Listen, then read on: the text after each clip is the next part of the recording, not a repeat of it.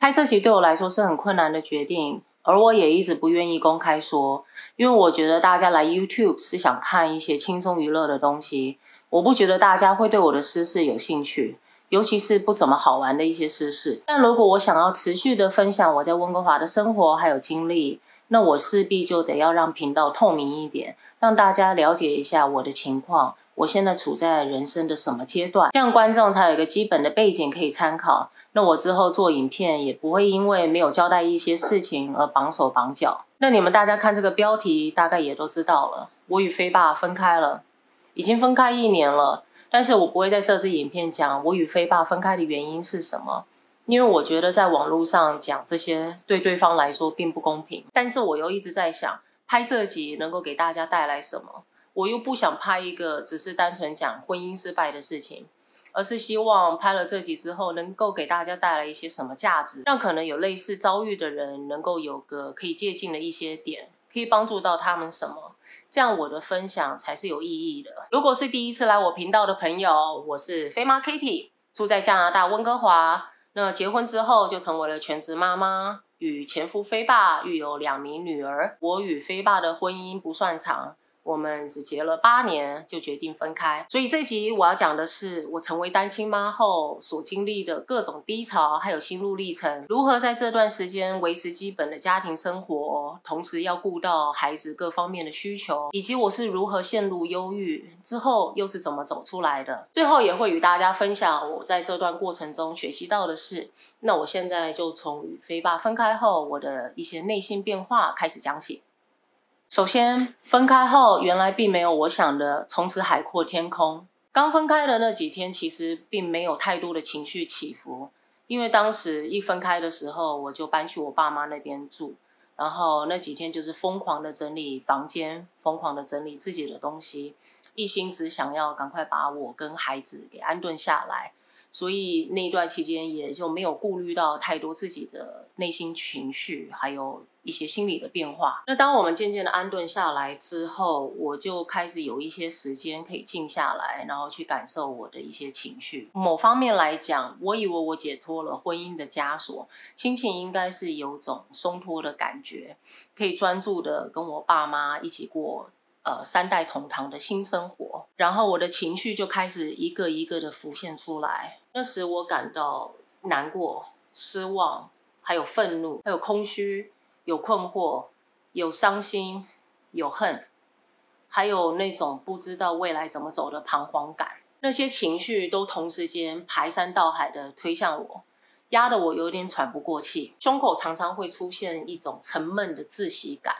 一直都散不去。除非我转移环境，分散注意力，那种感觉才会短暂的消失。可是之后不久，它又会再回来。但因为有2个学龄的孩子，所以日子还是得要正常过。与其他的家长见面，都还是要正常的打招呼，就好像一切都什么事情都没发生一样。所以前面的3个月，我都在与自己的各种情绪拉拉扯扯。家人知道我与飞爸分开，都会想要了解到底发生什么事。那我也能明白他们的担忧，只是我不是不愿意说，而是我说不出来。因为当时我的脑海中是混乱的，非常的混乱，混乱到我不知道怎么表达，混乱到就是我不想去面对。我要同时兼顾孩子，也要让他们同时适应与长辈在同一个屋檐下的新生活。日子跟情绪其实已经处得很紧绷了，所以面对家人的关切让我更感压力，反而让我更想要逃避，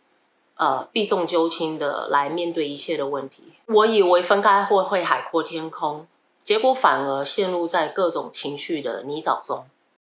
那我以为自己可以消化一切，我不想让大家担心，所以选择压抑自己。与朋友见面，我就当作没事一样，而那段期间也还是持续的拍影片，也还是持续的嘻嘻哈哈，因为我不想带给大家一些负面的心情。我认为我自己就可以处理好那些混乱的情绪，那平常也不想要影响到家人，所以就是在出去散步的时候，或者是晚上开车出去，在车上释放情绪，偷偷哭个几场之后，然后就再回去，就可以再面对日常的生活。那后来因为带孩子之后的生活与长辈本身的生活习惯已经变得很不同了，那教养观念也有差异，所以时间久了，就慢慢的就会产生一些摩擦。这段期间下来，大家其实也都过得很压抑。其实我带孩子搬去跟爸妈住，多多少少是会影响到他们原本亲近的生活。那我一开始是没有好好的去思考，也会有这方面的潜在的问题。当然，他们愿意接受跟包容女儿就是婚姻失败后的残局，我其实心里是很感激的。但因为不想继续增加生活上的摩擦，所以我就很临时的又带着孩子搬出来住，搬到一个小小的一房单位里面，那也是我们现在住的地方。那这也是我陷入低潮的开始。我以为自己不会陷入忧郁，怎么讲？这个屋子刚搬进来的时候是一堆的状况，当然都是有亲力亲为的去解决，但也是因为突然间临时的搬到这个对我们一家三口来说，居住状况不是那么理想的地方，又加上刚刚经历婚姻的失败，然后又再加上父母的不理解，让我开始放大从小到大所有犯过的错误，我开始把错全都归咎于自己，觉得自己很没用，让很多人失望，觉得自己简直就是糟透了。那阵子真的是蛮痛苦的，因为我开始在否定自己做的任何事，整个人就是变得非常忧郁，同时又要边带孩子，但在教养上就是会有很多的挫折，负面情绪很满棚。不知道未来该怎么走，但又不想要影响到孩子的情况下，让我对自己变得就是非常的没自信，而且无助。那夜深人静的时候，我就会陷入一个自我否定的漩涡中，常常心情就会变得很低落。那也渐渐的就会出现一些蛮黑暗的念头，有种我快撑不下去的感觉。那我有好一阵子都觉得人生没有希望。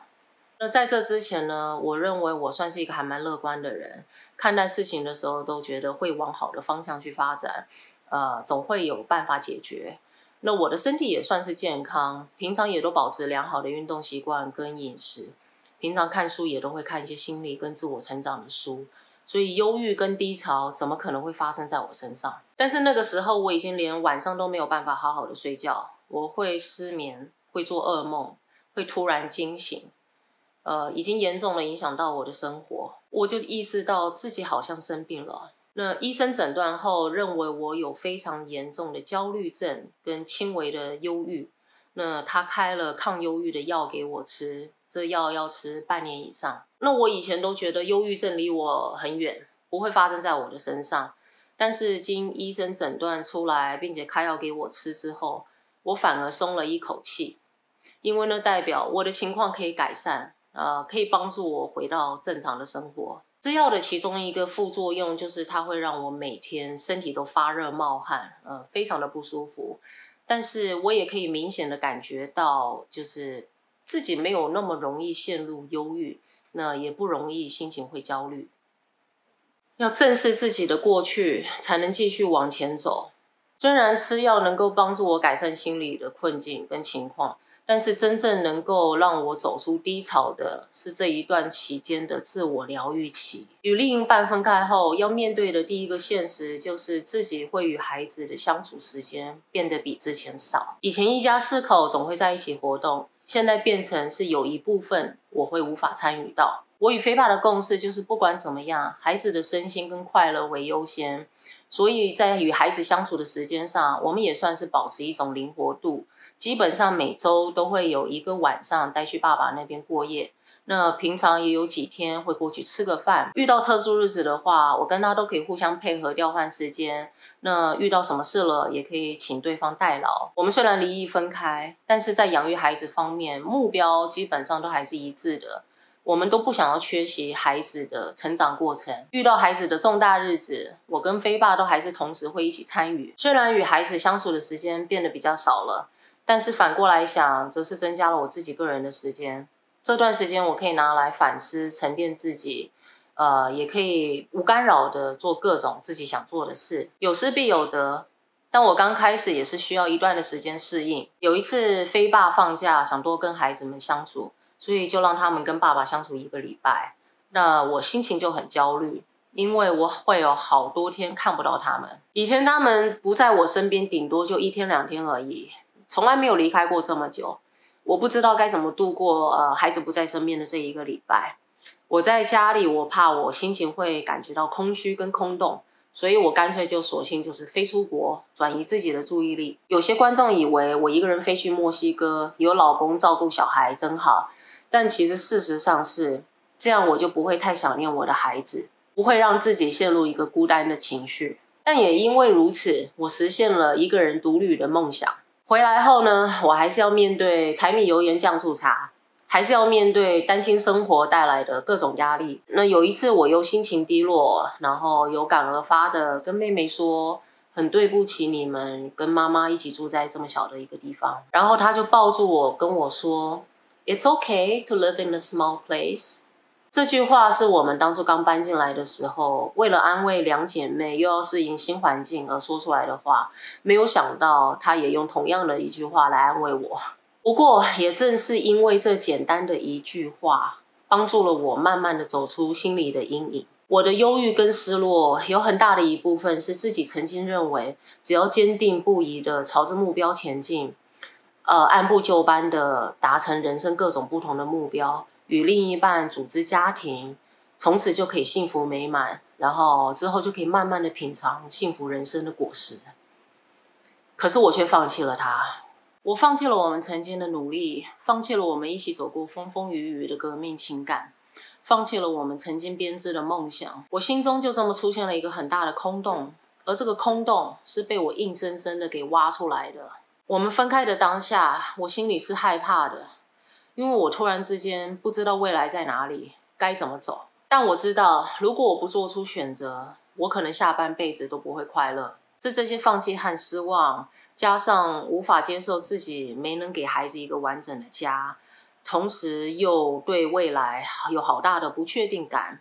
让我开始陷入一个无止境的罪恶跟愧疚，开始忧郁和自我否定。但其实我的孩子根本就不在乎妈妈有多不完美，也不在乎住在哪，他们只是想要我快乐而已。他们需要的其实就是我的陪伴。这1年来，我不断的跟自己心理对话，看心理咨询的时候也知道说，要能够走出伤痛，得要先面对过往的伤疤，理解并且接受它。终于我对自己说，没错，我真的是失败了。承认自己的不完美，承认自己的失败后，我才开始慢慢的释怀了。不再执着于过去后，我才能开始重新出发。现在的我呢，已经走出低潮，也一直在持续的吃药，帮助我稳定症状。接下来我想与大家分享一些我在这段过程中所领悟到的一些事。那你们也不一定与我有相同的问题，但至少呢，也许能够帮助你们大家得到一点启发。那我第一个想说的是，遇到人生的难题，不论是婚姻、事业还是家庭，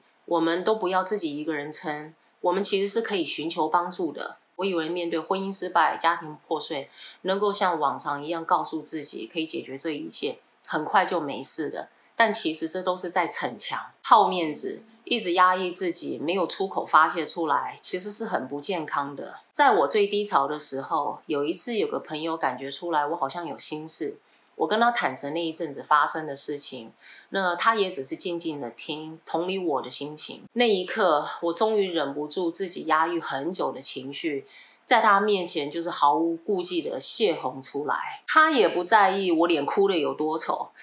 我也不 care 了，因为呢，我当时发泄完情绪之后，整个就像是如释重负一样，心情变得轻松许多。找个值得信赖的朋友聊心事，会让你觉得自己不孤单，因为你知道总有一个人懂你、了解你。如果不好意思找朋友聊，也可以找一个心理咨询师，他们的专业呢，能够不预设立场的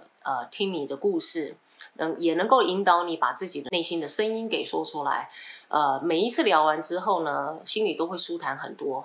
再来就是陷入低潮的时候，我知道有时会丧气沉沉，觉得无力改变任何事，但这个时候就真的要做出能够让自己快乐的事，不是那种出去大吃大喝、出去 party 的那种快乐，那种事后反而会让你感觉到更空虚。我说的快乐是能够帮助到别人，是那种发自内心看到别人开心的快乐。在我最忧郁的那段日子，我有曾经想过要放弃 YouTube， 因为都一直没有起色，而且我当时的心理状态让我对能不能够继续制作影片没有信心。但是我知道我非常享受做影片的过程，而且看到观众留言说影片让他们觉得受用时，我就会感到非常的开心。帮助别人就会让我们快乐，而拍影片就是我帮助人的方式。我无法控制婚姻失败带给我的各种压力与挫折，但是我可以控制我的创意输出。做 YouTube 能够让我照着自己的想法去拍去剪辑，某种方面也算是蛮抒压的。而且拍影片能够让我专注，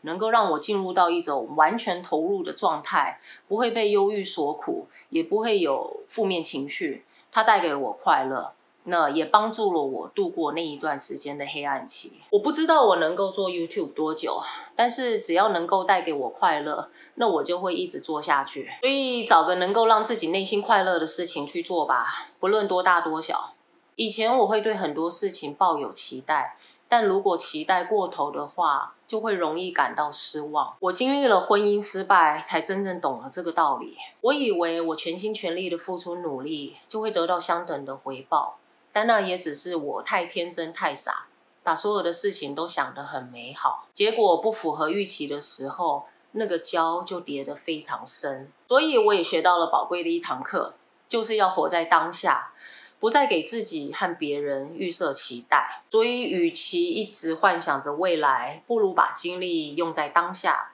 因为我们不会知道明天突然会发生什么变化。我从没想过自己有一天竟然也会成为单亲妈。一开始我心里是恐惧的，因为我是那么的习惯以前2个人在一起面对生活所有的大小事。在那段婚姻里，我曾经挣扎过是否要为了孩子继续维持现状下去，但我选择遵从内心的声音。结束婚姻是我选择的一条路，就算单亲也能够好好的抬起头，给自己信心，相信自己能够继续的走下去。我也想让我的孩子知道，人生如果走到一道墙了，与其一直撞同样的墙或者停滞不前，其实我们还有别的路可以走，依然能够活出不一样的人生。我不会说我已经可以把过去的一切抛在脑后，这是不可能的，因为时间虽然可以冲淡一切，但是伤疤永远会在，它会跟着我一辈子。而这些伤疤的出现，就像是给自己烙一个印记一样，变成人生的一部分。但我们也不需要因为有伤疤而感到自卑，因为它的出现代表我们曾经努力过。离开婚姻不过就是我人生故事的一部分而已。既然选择这条路，那我就会好好的走下去，因为这条路没有对或错。离开一个婚姻，它没有像一堆人说的那样潇洒痛快，这是需要经过一阵的阵痛期的，这需要一段重新审视自我的一个过程，需要慢慢的去修补外人无法理解的内心的空洞。家人朋友的陪伴固然重要，但最终你还是得要靠自己才能走出阴霾。离开一个婚姻，不代表从此不会再看到对方，而是需要成为一个真正的战友。为了孩子能够继续快乐的成长，双方依然需要紧密的配合，抛开过去的成见，一切都以孩子的利益为优先。我与飞爸相识13年，结婚8年，我们曾经相爱过，曾经互相扶持过，也曾经一起走过风风雨雨过。为了这个婚姻，我们都牺牲过，也努力过，而我也给出了我的一切。既然已经付出过，那我也不会再有遗憾。我有听人讲过一句话说，人生就像是开车在一大片雾蒙蒙的森林里面，你开了灯，也还是只能隐隐约约的看到前方1-2公尺的路，再远一点就是雾蒙蒙的，看不清。只有选择慢慢的一步步的往前走，最终才有可能到达出口。然后这里想要跟看影片的大家说，不论今天你们现在是处在什么样的人生关卡中，我们都还是可以保持乐观。这会是一个辛苦的过程，甚至可能有一点痛苦，但是时间会淡化一切的。只要你一直保持着希望，你不会永远都卡在同一个地方中。我不知道我现在选择的这条路出口会是长什么样子，但我知道我现在能做的就是给孩子一个稳定的环境，努力过着每一天，享受当下，享受我们一家3口的全新生活。我是飞妈，也是单亲妈，以后请多多指教。